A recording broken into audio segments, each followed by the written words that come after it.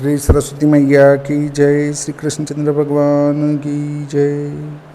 देखिए, आज हम चर्चा करेंगे शौचादि के समय कान पर क्यों। कान पर मतलब कान पर क्यों का अर्थ है यज्ञोपवीत कान पर क्यों। शौचादि के समय यज्ञोपवीत कान पर क्यों ली जाती हैं, इसमें हम चर्चा करेंगे। गृह सूत्रकारों ने शौच लघु शंका आदि के समय यज्ञोपवीत को कान पर लपेटने का विधान किया है, जैसा कि दिवासंध्यासु कर्णस्थो ब्रह्मसूत्रो दंगमुख कुर्यान्मूत्र पुरुषे च रात्रोच्चेदक्षिणामुख इत्यादि शास्त्रीय वचनों से स्पष्टतया प्रतीत होता है। शास्त्र के इस विज्ञानपूर्ण विधान के विषय में प्रायः अनेक प्रकार की शंकाएं आस्तिक जनों के हृदय में भी विद्यमान रहती हैं। प्रायः कहा जाता है कि यज्ञोपवीत कान पर ही क्यों लपेटा जाए, और वह भी दाहिने पर ही क्यों न उसे शरीर पर रख लिया जाए या कंधे पर इस प्रकार डाल लिया जाए कि उसके अपवित्र होने का यदि कोई भय है तो वह भी दूर हो। इसलिए हम इस विषय पर कुछ पंक्तियाँ लिखेंगे। शास्त्रीय दृष्टि से यूँ तो मानव शरीर का ऊपरी भाग शिर आदि का ज्ञान का केंद्र होने के कारण परम पावन माना जाता है, किंतु उसमें भी दाहिने कान को शास्त्रकारों ने विशेष महत्व दिया है, जैसा कि आदित्यावसो रुद्रा वायुरग्निश्च धर्मराट विप्रस्य दक्षिणे कर्णे नित्यम तिष्ठन्ति देवता। आदित्य, वसु और रुद्र, वायु, अग्नि, ये सब जो है ब्राह्मण के दाहिने कान में विद्यमान होते हैं।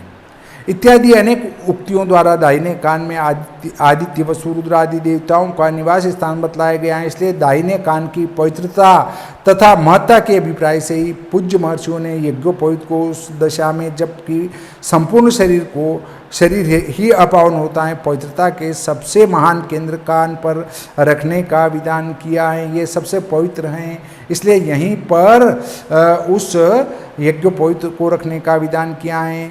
स्वास्थ्य की दृष्टि से इस पर चर्चा करें तो शास्त्र विहित नियम प्रायः अनेक दृष्टिकोणों को अपने साथ समन्वित करके चलते हैं। इसलिए इस नियम को हम शारीरिक शास्त्र दृष्टि से परखना चाहते हैं। मानव शरीर को ध्यान से देखिए। मध्य में वीर्य कोश है। यहाँ से चलने वाली लाल रंग की नाड़ी, जिसे आयुर्वेद में लोहितिका या रक्तवाहिनी कहा जाता है, दाहिने कान से होकर मनुष्य के मलमूत्र द्वार तक पहुँचती हैं।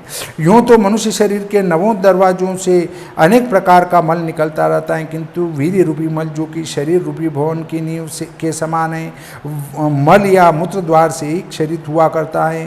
प्रायः शौच के समय जोर लगाने से या लघु शंका के साथ वीर्य अज्ञात रूप से स्खलित होने लगता है, और ध्यान न देने पर यह एक भयंकर रोग का रूप धारण कर लेता है, जिसे शारीरिक स्वास्थ्य नष्ट होकर मनुष्य जीवित ही मृतवत हो जाता है। यदि इस नाड़ी को किसी प्रकार वेद दिया जाए या उसके प्रवाह को किसी भांति रोक दिया जाए तो फिर वीर्य के स्खलित होने का किसी प्रकार का भय नहीं रहता।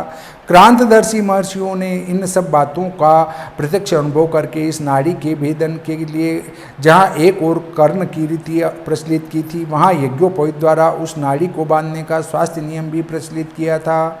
इसके कारण वे वीर्य रक्षा में तो समर्थ होते ही थे, किंतु यज्ञोपवीत की पवित्रता को भी अक्षुण्ण रखते थे। इसलिए यहाँ कान पर लगाया जाता है। लौकिक दृष्टि से देखें तो कान पर यज्ञोपवीत का होना मनुष्य के अपवित्र हाथ पांव होने का एक चिन्ह है। अगर आपके कान पर यज्ञोपवीत लगी हुई है, इसका अर्थ है कि आपके हाथ और पांव अपवित्र हैं, इसीलिए आप यज्ञोपवीत को नहीं उतार पाए। बहुत सारे क्या है, परमानेंट कान पर यज्ञोपवीत पड़ी हुई है और घूम रहे हैं, वो गलत है। इसका अर्थ है कि आपके हाथ पैर अपवित्र है। उसको, जिसके कान पर यज्ञोपवीत पड़ी हुई है, उसको किसी वस्तु को छूने नहीं देना चाहिए। क्यों भैया, तो तेरे हाथ पैर अपवित्र हैं। क्यों अपवित्र हैं? क्योंकि तेरे कान पर यज्ञोपवीत पड़ी हुई है। जिसे देखकर दर्शक दूर से ही समझ सकता है कि अमुक व्यक्ति जब तक मिट्टी आदि से हाथ मांज कर शुद्धि आदि न कर ले तब तक वह अस्पृश्य है।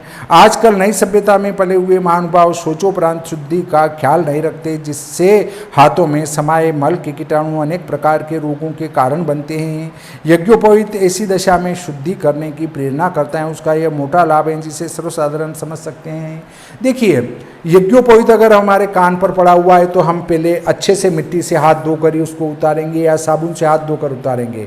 तो यज्ञोपवीत कान पर रहना हमें बार बार याद दिलाता है कि अपने हाथ धोना बाकी हैं। इसलिए लौकिक दृष्टि से भी यज्ञोपवीत का बहुत कुछ महत्व है। इस प्रकार आज का ये प्रकरण यहीं समाप्त होता है। श्री सरस्वती मैया की जय, श्री कृष्णचंद्र भगवान की जय।